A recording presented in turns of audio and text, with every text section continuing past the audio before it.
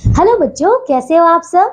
मैं आशा करती हूँ आप सब बहुत ही अच्छे और स्वस्थ होंगे, है ना बच्चों। तो चलिए बच्चों, आज की कक्षा में हम शुरू करने वाले हमारा अध्याय नंबर 12, ठीक है। और इसका नाम है सर्वनाम, मतलब प्रोनाउन, ठीक है बच्चों। तो चलिए शुरू करते हैं हमारा ये नया अध्याय।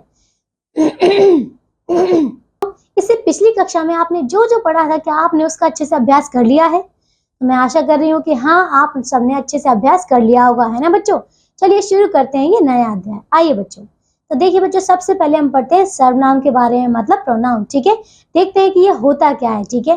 तो बच्चों देखिए, यहाँ पे निम्नलिखित अनुच्छेद को ध्यानपूर्वक पढ़िए। तो यहाँ पे आपको एक अनुच्छेद दिया गया है, उसको एक बार पढ़ते हैं और समझते हैं कि ये हमसे क्या कहना चाहते हैं, ठीक है बच्चों। चलिए देखिए, तो महात्मा गांधी भारत के राष्ट्रपिता हैं, है ना। महात्मा गांधी का जन्म 2 अक्टूबर सन 1869 को पोरबंदर में हुआ।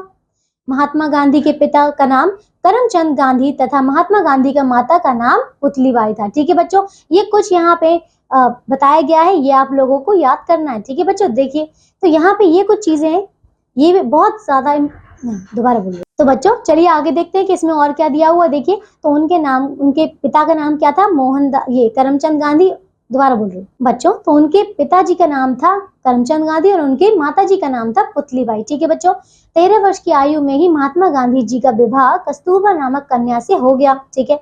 महात्मा गांधी वकालत की शिक्षा ग्रहण करने इंग्लैंड गए, ठीक है बच्चों। चलिए, अब उपयुक्त अनुच्छेद में महात्मा गांधी जो संज्ञा है, उपयुक्त अनुच्छेद में महात्मा गांधी संज्ञा शब्द का बार बार प्रयोग बड़ा अटपटा लग रहा है ना बच्चों। आपने देखा कि एक ही अनुच्छेद में कितनी बार महात्मा गांधी ये बार बार आया है ना। तो ये जब बोल रहे हैं हम, तो बहुत ही ज्यादा अटपटा लग रहा है ना बच्चों। इसीलिए देखिए, आप इसी अनुच्छेद को नए रूप में पढ़िए। चलिए बच्चों, एक और रूप इसका दिया गया है, उसको पढ़ते हैं। तो देखिए बच्चों, महात्मा गांधी भारत के राष्ट्रपिता हैं। उनका जन्म 2 अक्टूबर सन 1869 को पोरबंदर में हुआ, ठीक है। उनके पिता का नाम करमचंद गांधी तथा उनकी माता का नाम पुतलीबाई था। 13 वर्ष की आयु में ही उनका विवाह कस्तूरबा नामक कन्या से हो गया। वे वकालत की शिक्षा ग्रहण करने इंग्लैंड गए, ठीक है बच्चों। अब देखिए, हमने उसी को इसको एक दूसरे रूप में पढ़ा है, ठीक है बच्चों। तो देखिए, उपयुक्त अनुच्छेद में महात्मा गांधी के स्थान पर उनकी तथा वे शब्दों का प्रयोग किया गया है। इनके प्रयोग से भाषा में सहजता एवं सौंदर्य में वृद्धि हुई है ना बच्चों, तथा संक्षिप्तता भी आ गई है। ये सभी शब्द सर्वनाम है। तो बच्चों देखिए, यहाँ पे क्या हो रहा है, हमने जब पहले अनुच्छेद को पढ़ा तो वो हमें थोड़ा अटपटा लग रहा था, क्योंकि उसमें महात्मा गांधी शब्द जो है बार बार आ रहा था। लेकिन हमने जब दूसरा वो पढ़ा, उसमें हमने क्या किया, संज्ञा के स्थान पर, मतलब महात्मा गांधी के नाम के स्थान पर हमने क्या किया, उनका, उनकी, वे, ये सभी शब्द को प्रयोग किया है, ठीक है बच्चों। इसी वजह से अब ये और ज्यादा कैसा हो गया है, थोड़ा इसमें और संक्षिप्तता आ गई है, थोड़ा अच्छा लग रहा है ये, है ना। और बोलने में भी हमें सही लग रहा है, अटपटा नहीं लग रहा है ना बच्चों, ठीक है बच्चों। तो देखिए, अभी आपने देखा यहाँ पे कि ये सभी शब्द जो कि आपने महात्मा गांधी जी के स्थान पर प्रयोग किए गए हैं, वो क्या है, आपके सर्वनाम शब्द, ठीक है बच्चों। तो देखिए, इसकी परिभाषा क्या है, संज्ञा के स्थान पर प्रयोग किए जाने वाले शब्द सर्वनाम कहलाते हैं। तो बच्चों, ये तो आपको समझ आया कि हमने जिन भी संज्ञा के स्थान पर उनको नाम हटाकर हमने क्या लगाया है, कुछ अन्य शब्द प्रयोग किए गए हैं, तो उनको हमने कहा है सर्वनाम, ठीक है बच्चों। आइए अब सर्वनाम के भेद देखते हैं, ठीक है, मतलब काइंड्स ऑफ प्रोनाउन। देखिए, सर्वनाम के निम्नलिखित 6 भेद हैं। कौन कौन से? पहला है पुरुषवाचक सर्वनाम। तो चलिए बच्चों, हम एक एक करके इन सभी को पढ़ते जाते हैं, ठीक है। तो पहला हम पढ़ते हैं पुरुषवाचक सर्वनाम के बारे में, ठीक है। देखिए, भाषा में वक्ता, श्रोता तथा अन्य व्यक्ति के लिए जिन शब्दों का प्रयोग किया जाता है उन्हें पुरुषवाचक सर्वनाम कहा जाता है, जैसे कि मैं, तुम, वह, आदि। तो बच्चों आप देख रहे हैं यहाँ पे कि इसमें वक्ता जो बोलता है, श्रोता जो सुनता है, और अन्य व्यक्ति, ठीक है, जो कोई और है, अदर, ठीक है। तो वो क्या है, जब इनका प्रयोग किया जाता है तो इसे ही हम पुरुषवाचक सर्वनाम कहते हैं, ठीक है। चलिए अब यहाँ पे देखिए कि पुरुषवाचक सर्वनाम के भी निम्नलिखित 3 भेद होते हैं। तो चलिए देखिए कौन कौन से। तो पहला है क उत्तम पुरुष, दूसरा है ख मध्यम पुरुष, और तीसरा है ग अन्य पुरुष, ठीक है। तो चलिए एक एक करके। उत्तम पुरुष देखिए क्या है, वाक्य में जिन सर्वनाम शब्दों से वक्ता अर्थात कहने वाले का ज्ञान होता है उन्हें उत्तम पुरुष के सर्वनाम कहते हैं, ठीक है। जैसे कि मैं यहाँ पे कह रही हूँ, मैं बोल रही हूँ ना, तो मैं कौन हूँ, यहाँ पे प्रथम पुरुष हूँ, ठीक है। जैसे कि मैं, मेरा, मुझे, हम इत्यादि, ठीक है, हमारे, ये सब।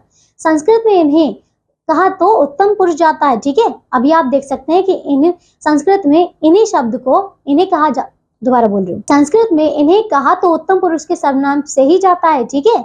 किंतु इनका स्थान तीसरा होता है, जबकि हिंदी में इनका प्रयोग प्रथम स्थान पर होता है। तो बच्चों आपको समझ आया। अगर हम उत्तम पुरुष की बात करते हैं तो ये प्रथम, तो ये संस्कृत में आपका कौन सा हो जाएगा, ये आपका हो जाएगा तीसरा, लेकिन हिंदी में ये आपका प्रथम स्थान पर आता है। ठीक है बच्चों। अब अगला देखिए ख मध्यम पुरुष। तो देखिए बच्चों, वाक्य में जिन सर्वनाम शब्दों से श्रोता मतलब अर्थात सुनने वाले का ज्ञान होता है उन्हें मध्यम पुरुष के सर्वनाम कहा जाता है। ठीक है, जैसे कि तू, तुम, तुम्हारा, आप, आपका आदि। ठीक है, चलिए तीसरा पुरुष देखिए, जैसे कि अन्य पुरुष। तो देखिए, वाक्य में जिन सर्वनाम शब्दों से किसी अन्य व्यक्ति अर्थात जिसके विषय में कहा जा रहा है का ज्ञान होता है उसे हम क्या कहते हैं, अन्य पुरुष कहते हैं। ठीक है, जैसे कि क्या होगा, वह, उसका, उसके इत्यादि। ठीक है, संस्कृत में अन्य पुरुष नहीं होता है, वहां प्रथम पुरुष होता है।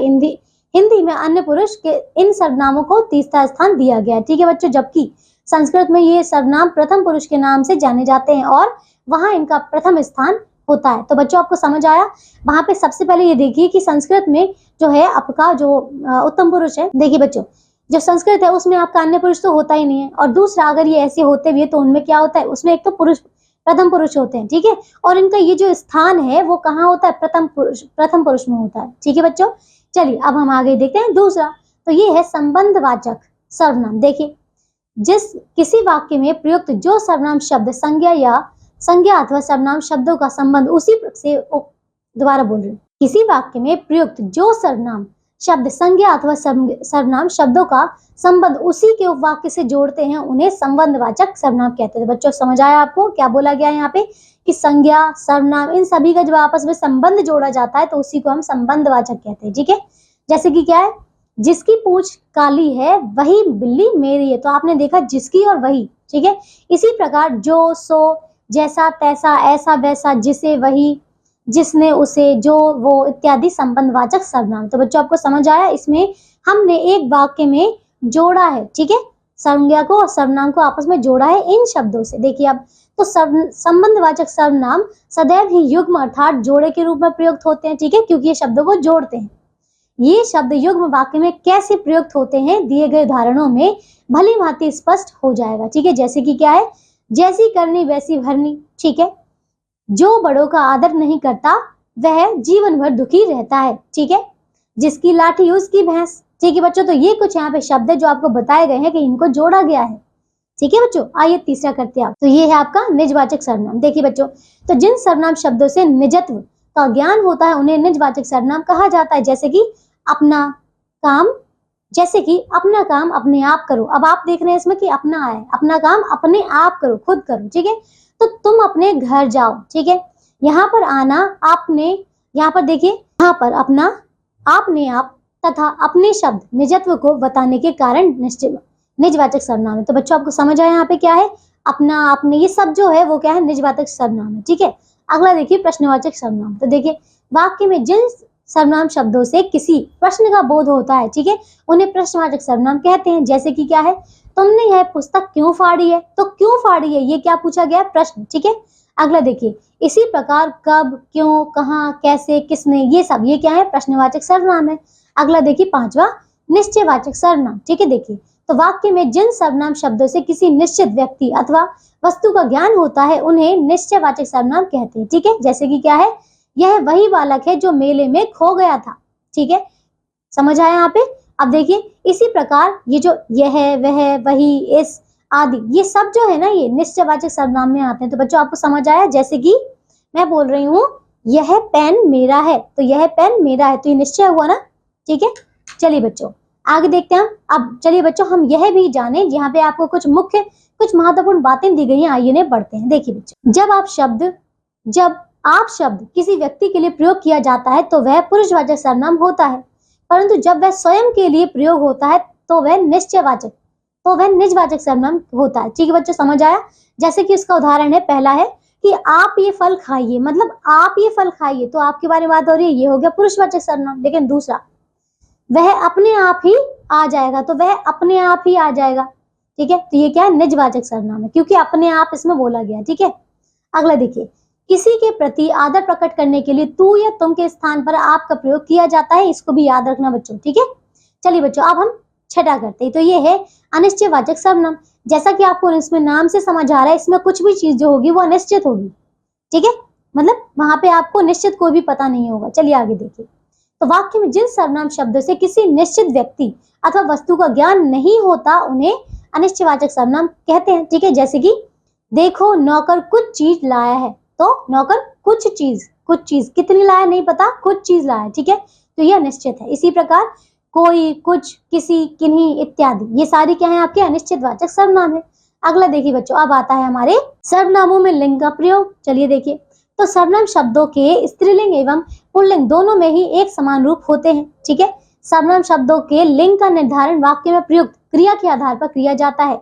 यदि क्रिया स्त्रीलिंग की होती है तो वह शब्द स्त्रीलिंग होता है, और यदि क्रिया पुल्लिंग होती है तो शब्द पुल्लिंग होता है। तो बच्चों आपको समझ आया कि सर्वनाम में जो हमारे लिंग है, मतलब स्त्रीलिंग और पुल्लिंग, उनका कोई भी प्रभाव नहीं पड़ता है। मतलब उसमें पड़ता तो है पर उसमें हमेशा सेम रहता है बच्चों। तो सर्वनाम में क्रिया के आधार पर, ठीक है, क्रिया के आधार पर प्रयोग किया जाता है स्त्रीलिंग और पुल्लिंग को। चलिए बच्चों, अब हम आगे देखते हैं ये सर्वनाम शब्दों में कारक और वचन। ठीक है, तो देखिए कुछ सर्वनाम शब्दों के रूप में कारक और वचन के आधार पर परिवर्तित होते हैं और कुछ के रूप परिवर्तित नहीं होते। ठीक है बच्चों, चलिए जैसे कि अधिकांशतः निश्चयवाचक, अनिश्चयवाचक, संबंधवाचक और प्रश्नवाचक सर्वनाम शब्दों के रूप परिवर्तित नहीं होते हैं। ठीक है, जैसे कि देखिए यही, वही, कुछ, जैसी, वैसी, कहाँ, कैसे, कब इत्यादि। तो ये कुछ हैं जो कि सर्वनाम परिवर्तन नहीं होते। ठीक है, अब देखिए आगे। चलिए बच्चों आगे करते हैं आप।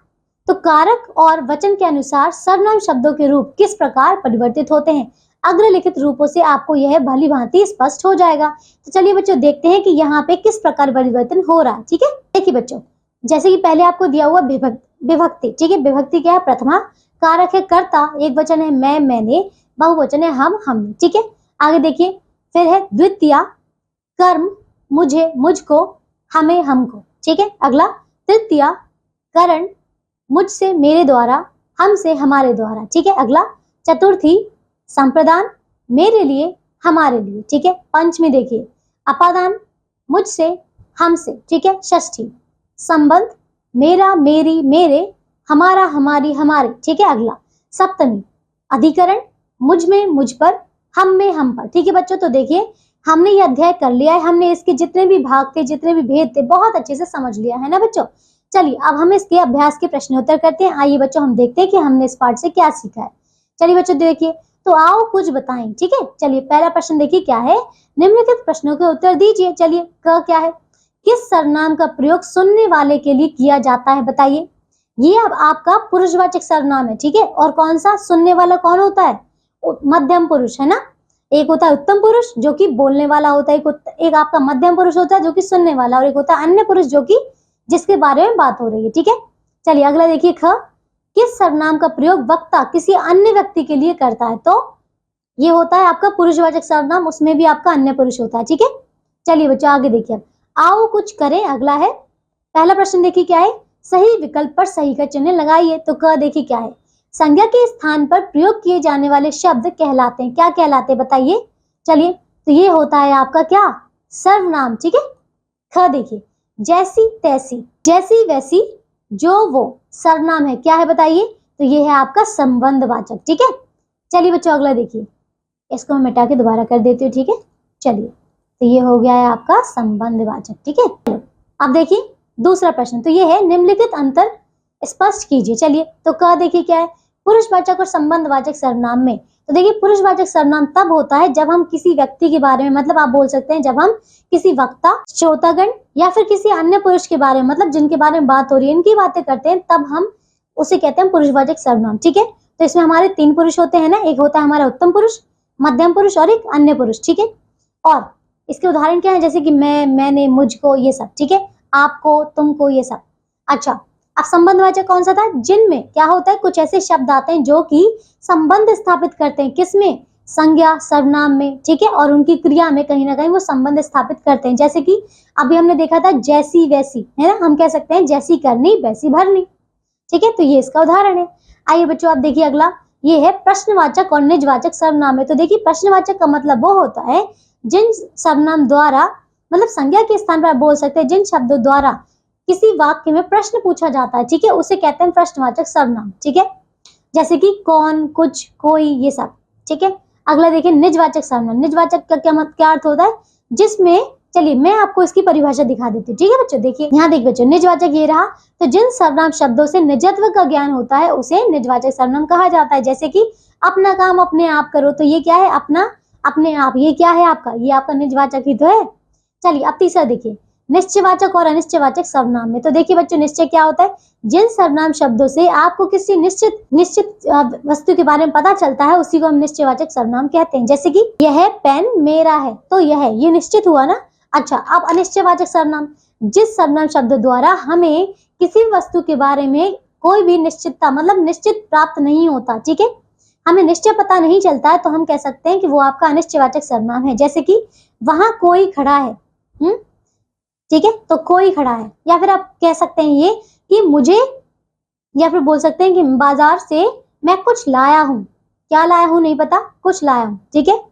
चलिए समझ आया बच्चों। चलिए आप करते हैं अब अगला तीसरा प्रश्न। तो ये है, निम्नलिखित प्रश्नों के उत्तर दीजिए। क देखिए क्या है, सर्वनाम से आप क्या समझते हैं बच्चों। तो देखिए, संज्ञा के स्थान पर प्रयोग किए जाने वाले शब्दों को हम सर्वनाम कहते हैं, ठीक है। ख देखिए, प्रश्नवाचक सर्वनाम किसे कहते हैं, उदाहरण देकर स्पष्ट कीजिए। तो जिन सर्वनाम शब्दों द्वारा किसी भी वाक्य में प्रश्न पूछा जाता है उसे हम प्रश्नवाचक सर्वनाम कहते हैं, ठीक है। उदाहरण क्या होगा, जैसे कि तुम कौन हो, ठीक है, कौन हो। या फिर कौन तुम्हें यहाँ लाया, ठीक है, तो ये आया जो कौन, कैसा, क्या, ये सब, ठीक है। अगला देखिए ग, अनिश्चयवाचक सर्वनाम से क्या अभिप्राय है। तो अनिश्चयवाचक सर्वनाम क्या होता है, जिन सर्वनाम शब्दों से हमें किसी भी व्यक्ति के, किसी भी वस्तु के अनिश्चित होने का पता चलता है उसे ही हम कहते हैं अनिश्चयवाचक सर्वनाम। जैसे कि चलिए मैं आपको इसका उदाहरण दिखा देती हूँ, ठीक है। आइए, अनिश्चयवाचक सर्वनाम ये है। देखिए, वाक्य में जिन सर्वनाम शब्दों से किसी निश्चित व्यक्ति वस्तु का ज्ञान नहीं होता है उन्हें हम अनिश्चयवाचक सर्वनाम कहते हैं, ठीक है। जैसे कि देखो नौकर कुछ चीज लाया है, तो ये कुछ, ये क्या है, अनिश्चयवाचक है, ठीक है। चलिए बच्चों, आप देखिए बच्चों, ये तो हमारा पूरा हो, ठीक है बच्चों। अगला प्रश्न करते हैं घ, पुरुषवाचक सर्वनाम के भेदों के उदाहरण सहित व्याख्या कीजिए। तो बच्चों, पुरुषवाचक सर्वनाम के 3 भेद होते हैं। कौन कौन से, एक उत्तम पुरुष, एक मध्यम पुरुष और एक अन्य पुरुष। तो देखिए, उत्तम पुरुष का उदाहरण होगा जैसे कि मैं, हम, हमें, ठीक है। मध्यम पुरुष का हो जाएगा तुम, तुम्हें, आप, आपको, ठीक है। अन्य पुरुष का हो जाएगा जैसे कि वह, ठीक है, वे। चलिए बच्चों, तो बच्चों ये अध्याय हमारा पूरा हो चुका है। बच्चों इसके आखिर में आपको एक क्रियाकलाप दिया जा रहा है, इसको आपने अपने मित्रों की सहायता से उनके साथ मिलकर इसे पूरा करना है, ठीक है बच्चों। तो बच्चों मैं आशा करती हूँ कि आप सभी ने मुझे बहुत ध्यान से सुना होगा, बहुत अच्छे से इस अध्याय को समझा होगा, है ना बच्चों। चलिए, तो अब हम मिलेंगे एक नई कक्षा में ऐसे ही नए अध्याय के साथ। तब तक के लिए आप सब अपना ध्यान रखिए और स्वस्थ रहिए। बाय।